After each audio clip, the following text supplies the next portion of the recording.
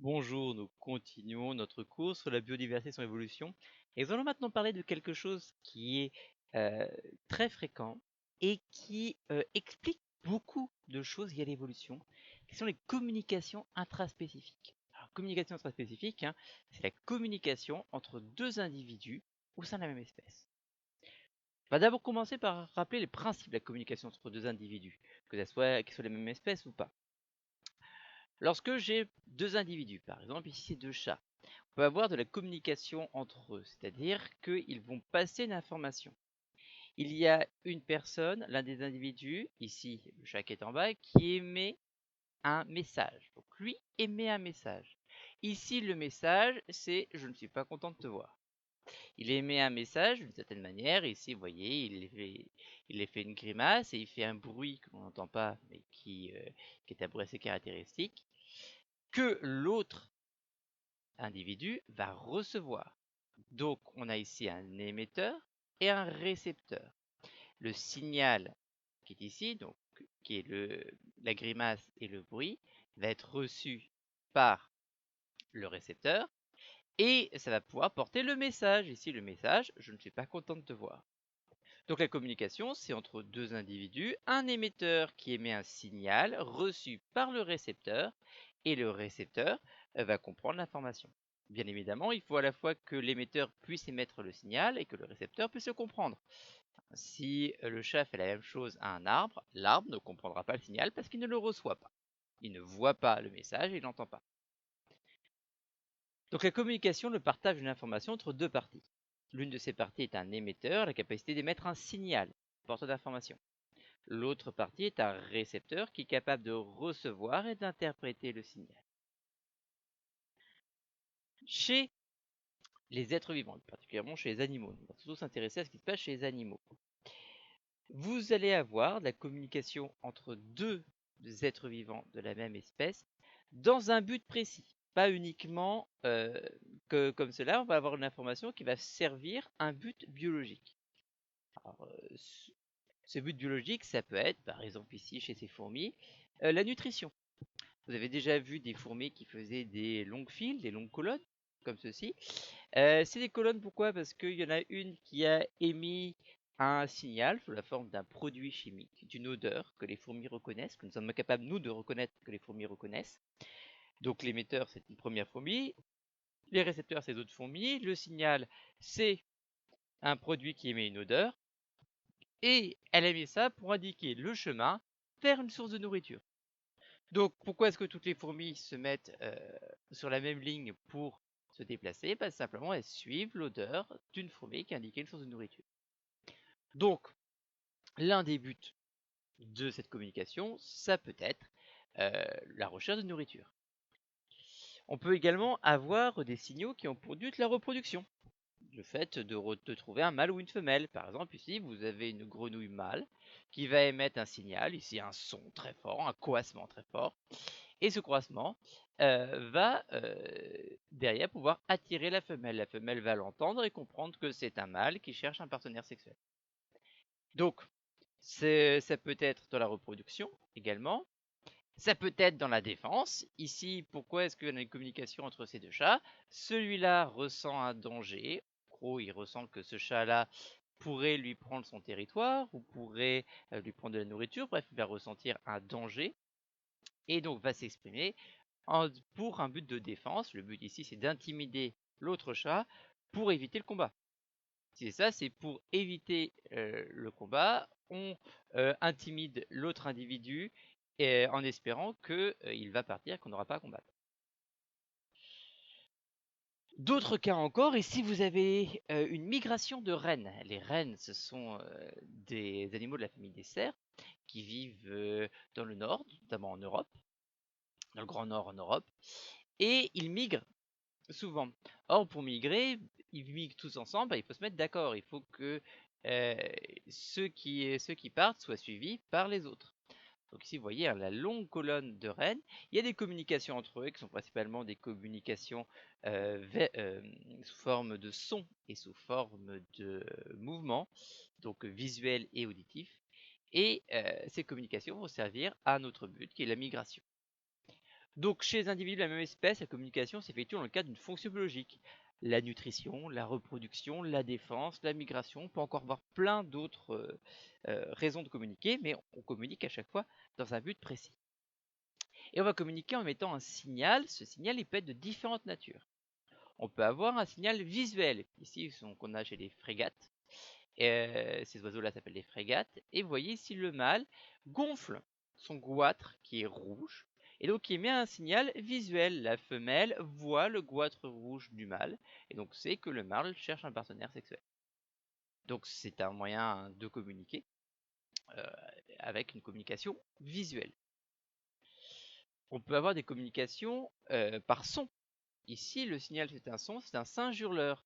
Le singe hurleur est un singe qui a un sac vocal très important et qui peut du coup émettre des sons très forts et qui vont s'entendre très loin. Et le singe hurleur va comme ça communiquer très loin avec beaucoup de personnes autour de lui et donc va pouvoir apporter des informations, que ce soit au niveau de la défense ou de la recherche de partenaires sexuels. Les singes hurleurs, c'est surtout pour ces deux raisons qu'ils vont communiquer de cette manière. Et donc ici, le message, c'est du son. Vous pouvez avoir, comme dans les fourmis, le message qui est une odeur ou qui est un produit qui est reconnu d'une manière ou d'une autre. Vous pouvez encore avoir d'autres manières de communiquer et naturellement, vous pouvez mélanger tout cela. Ici, le chat a à la fois un message visuel, sa mimique, et un message auditif, le son qu'il émet. En sachant qu'il y a également un message chimique sous forme d'une odeur, mais qui est quand même beaucoup moins fort. Donc il existe une grande diversité des signaux, des communications visuelles, communications sonores, communications chimiques, il y en a encore plein d'autres moyens de communiquer qui sont possibles, qui vont dépendre des espèces, mais qui sont des moyens de communication. Ça explique les principes de la communication. Maintenant, nous, ce qui va nous intéresser, c'est pas toutes les communications entre individus de la même espèce, c'est un type de communication dans un but très précis, c'est la communication qui a pour but la reproduction. Et donc c'est une communication qui va permettre ce que l'on va appeler la sélection sexuelle. Alors, de quoi il s'agit? Chez les animaux, il faut un mâle et une femelle pour se reproduire. Or, le mâle et la femelle ne sont pas toujours ensemble. Donc, il faut un moyen pour les rapprocher. Et en plus, à l'exception de quelques animaux très rares comme l'humain, il n'y a qu'une période de reproduction précise. Et donc, il faut que les animaux se rapprochent pendant cette période de reproduction et soient au courant que l'autre est disposé à avoir une relation sexuelle. Donc, il va falloir une communication nécessaire. Cette communication peut prendre plein d'exemples. Ici, vous prenez les frégates. Le mâle gonfle son goitre rouge, bien visible, pour indiquer à la femelle qu'il est prêt à avoir une relation sexuelle et pour attirer la femelle. Pourquoi ça attire la femelle? Vous voyez un goitre rouge comme ceci, ça se remarque de très loin. Donc la femelle peut, avec sa vue, remarquer très loin le mâle et donc le retrouver.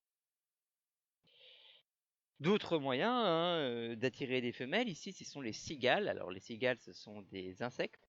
Et les cigales font un bruit, qui est un bruit assez caractéristique, qui est provoqué par le frottement de ces ailes transparentes que vous voyez l'une contre l'autre, et le long de l'abdomen. Donc elles frottent ces ailes le long de l'abdomen et l'une contre l'autre, et ça va faire le crissement des cigales. Ce petit bruit, crissement des cigales, est là pour attirer les femelles. C'est le mâle qui attire la femelle en faisant ce bruit-là. La femelle, entendant ça, va se rapprocher d'un mâle et donc il va pouvoir avoir reproduction. Remarquez, dans les deux cas, je vous ai parlé de mâles qui attiraient des femelles. Dans la majorité des cas, chez les animaux, ce sont les mâles qui attirent les femelles. Il arrive que ce soit l'inverse. Ça existe. Bon, la majorité des cas, ce sont les mâles qui attirent les femelles. Sachez qu'il existe aussi des femelles qui attirent les mâles. Donc chez les animaux, la reproduction, c'est le rapprochement de deux individus, un mâle et une femelle. Ce rapprochement est souvent exercé par la communication entre les individus. Bien.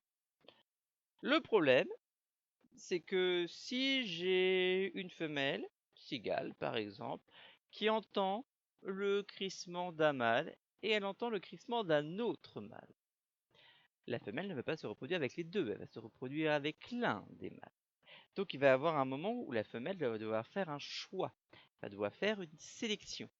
Cette sélection, c'est ce qu'on appelle la sélection sexuelle, c'est-à-dire que les partenaires vont se choisir. Or, cette sélection va être importante parce que les partenaires qui ne seront pas choisis ne transmettront pas leurs gènes, ne transmettront pas leurs allèles, et donc dans les phénomènes d'évolution, la sélection sexuelle va être importante pour déterminer quel individu se reproduit le plus, et donc va plus transmettre ses gènes à la descendance, et donc va avoir une fréquence allélique plus importante dans la génération suivante. Une grosse partie de l'évolution dépend de la sélection sexuelle. Alors, cette sélection sexuelle, elle va le faire lorsqu'il y a compétition entre les individus. Et la compétition entre les individus, elle va se matérialiser de plein de manières. Et notamment, on va avoir souvent des compétitions entre mâles qui, par communication, et qui doivent être perçues par la femelle, bien évidemment. Le but, ce n'est pas simplement de se battre avec un mâle, c'est de se battre avec un mâle pour impressionner la femelle. Donc ici, vous avez deux mouflons qui s'impressionnent en faisant du bruit et en essayant d'intimider l'autre d'une manière ou d'une autre, et la femelle va pouvoir regarder. Attention, quelque chose qui est très important. Ce n'est pas forcément le mâle qui semble remporter la compétition qui va se reproduire avec la femelle. On a des tas d'exemples pour lesquels la femelle va choisir le perdant de ce combat. Et si par exemple vous avez un troupeau, ici par exemple chez les mouflons, il y a plusieurs femelles dans le troupeau, toutes les femelles vont pas forcément réagir de la même manière. Peut-être que certaines femelles préféreront le mâle qui a gagné, d'autres le mâle qui a perdu.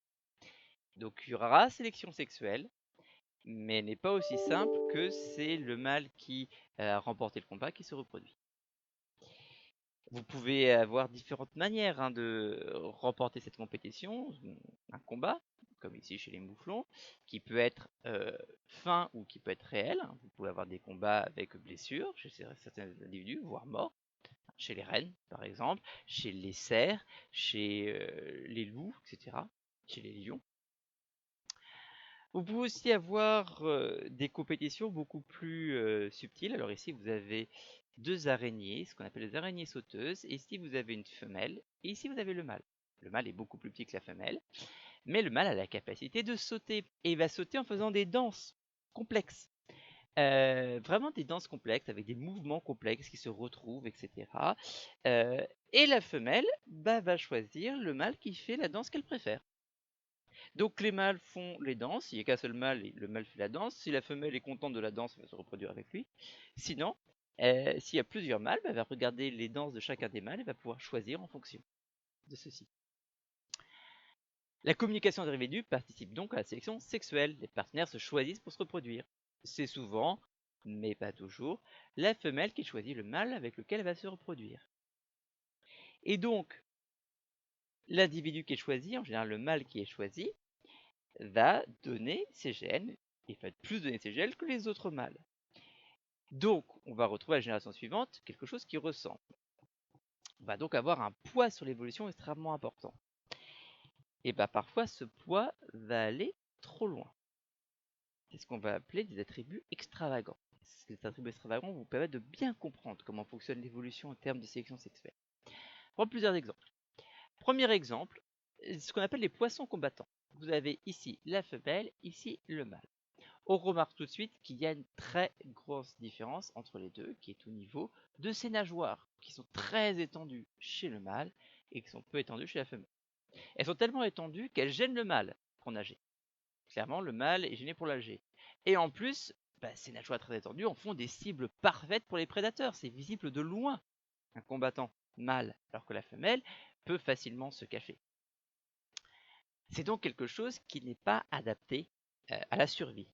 Mais les femelles combattantes, depuis des générations et des générations et des générations, préfèrent les mâles qui ont les nageoires les plus larges. Donc au fur et à mesure, Les combattants mâles qui ont les nageoires les plus larges se reproduisent plus. Donc le gène qui comporte les nageoires les plus larges se retrouve de plus en plus fréquent dans la population. Et du coup, la taille des nageoires augmente.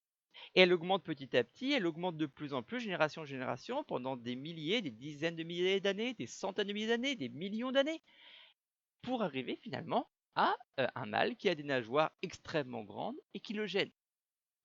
C'est la sélection sexuelle qui fait ça. C'est un caractère extravagant. Autre exemple ici, des scarabées cerfs-volants, la femelle et le mâle. Vous remarquez que le mâle possède des mandibules extrêmement grandes. Et ces mandibules extrêmement grandes, très visibles, ne sont absolument pas pratiques pour manger.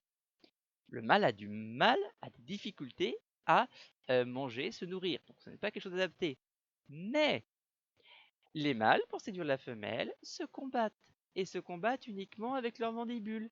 Le but, c'est de renverser l'autre sur le côté. Donc, les femelles préfèrent les mâles qui remportent ce combat. Pour remporter ce combat, il faut avoir les cornes les plus longues. Donc si quelqu'un a des mandibules un petit peu plus longues, il a plus de chances d'entrecoter le combat. Il va plus se reproduire. Ses allèles vont être plus répandus la génération suivante. Et on va avoir la génération suivante plus de mâles avec des mandibules longues. Comme ça, de génération en génération, de dizaines de générations en génération, de centaines de générations en génération, on va finir par avoir des mâles avec des mandibules extrêmement grandes et des femelles avec des mandibules normales.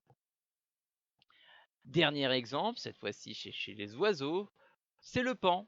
Vous avez le paon qui a cette queue magnifique pour séduire les femelles, la femelle ici, le mâle ici, qui est absolument magnifique. Les femelles préfèrent les pans capables de faire une roue comme ça superbe. Sauf que cette queue très longue, très lourde, très visible, ça empêche le paon de bien voler. Parce que le paon femelle n'a pas de problème à voler, c'est le paon mâle qui a des problèmes à voler. Ça attire les prédateurs, bref, c'est pas du tout prévu pour la survie. Mais comme les femelles préfèrent les mâles qui ont une roue très grande, au fur et à mesure, on a eu des mâles avec des roues très grandes. La sélection sexuelle va donc aboutir souvent à l'apparition de caractères extravagants. Et comme plus souvent sont les mâles qui sont sélectionnés sexuellement que les femelles, c'est beaucoup plus souvent chez les mâles qu'on va apparaître ces caractères extravagants. La sélection sexuelle est une force évolutive importante qui explique la plupart des caractères extravagants, souvent inadaptés à la survie individuelle. Alors il n'y a pas que les caractères extravagants qui sont expliqués par la sélection sexuelle, mais vous comprenez ça. Parfois, cette force évolutive, cette sélection sexuelle qui est une force évolutive, va encore plus loin et va permettre la création carrément de nouvelles espèces. C'est notre dernière partie de ce cours, la sélection sexuelle, à l'origine de la spéciation. Alors, comment comprendre ça? On va prendre un exemple de communication lié à la sélection sexuelle qui est assez fréquent, qui est le chant des oiseaux. Les oiseaux ne naissent pas en sachant chanter. Ils apprennent à chanter. Ils apprennent à chanter auprès d'un tuteur. Alors ça dépend des espèces. Chez certaines espèces, c'est le père. Chez d'autres espèces, c'est un autre oiseau de la famille. Chez d'autres espèces, c'est un autre oiseau de la même espèce, mais pas forcément de la famille. Mais à un moment, l'oiseau apprend à chanter. Une fois qu'il a appris à chanter, il peut rechanter. Il a une période pendant laquelle il va s'entraîner pour bien chanter. Il va être corrigé par le tuteur.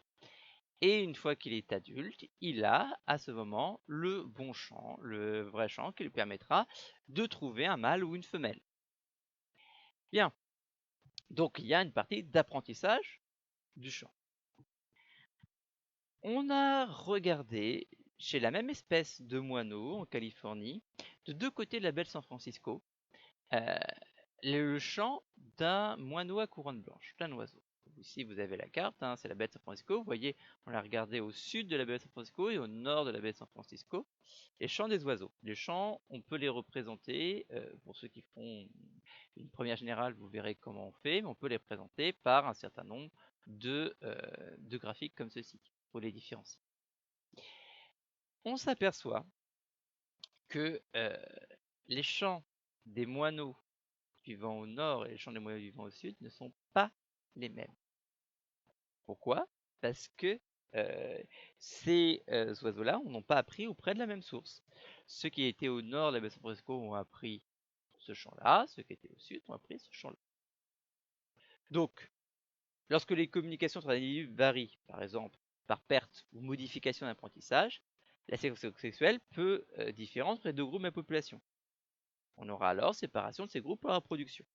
Ce qui se passe entre les moineaux au nord de la baie de San Francisco et les moineaux au sud de la baie de San Francisco. Mais qu'est-ce que ça implique cela? Ça implique qu'on va avoir dans une même espèce deux populations qui ne se reproduisent plus ensemble.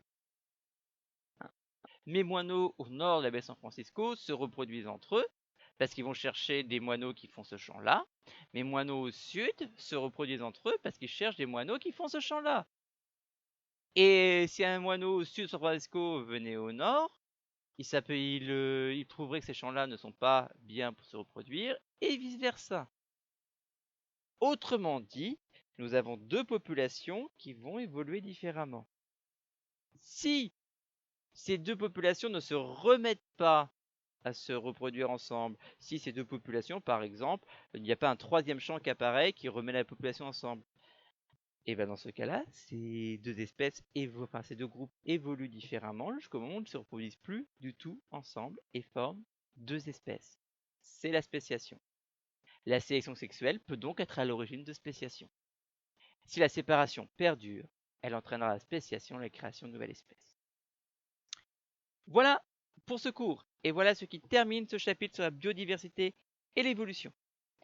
Vous avez maintenant, comme à chaque fois, à recopier le cours, puis à l'apprendre, et je vous retrouve la semaine prochaine. Bonne semaine!